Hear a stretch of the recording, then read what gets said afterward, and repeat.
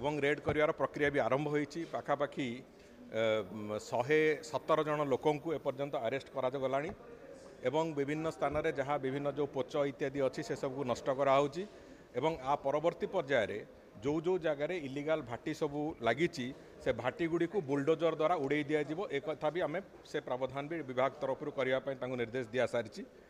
कौन सी भाटी इलिगाल भाटी रहा एक कथार पूरापूरी आश्वासना आम राज्यवासी को दबाक चाहूँ एवं द्वितीय कथा हूँ आम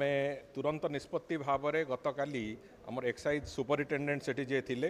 अवहेला कार्य अवहेला दृष्टिकोण से तुरंत बदली कर दिया एवं आज तारीख रे सेठी जे सब इन्स्पेक्टर और इन्स्पेक्टर दुई जन एक्साइज रे तांकु निलंबन करा जाइछि एवं खूब शीघ्र ए बाबद रे माननीय मुख्यमंत्री भी निष्पत्ति नबाकू जाउछंती जे आरडीसी स्तरीय एक तदंत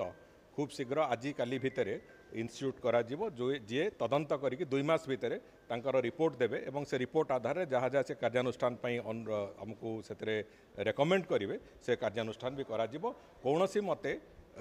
बेआईन मद कारबार को बंद करा जिवो जो कथा मु दायित्व नबार प्रथम दिन कहूली आज भी से कथा कहूँ एवं आसंता वर्षे भितर आम जो बेआईन मदर नेटवर्क को पूरा भांगिके चूरमार करदो।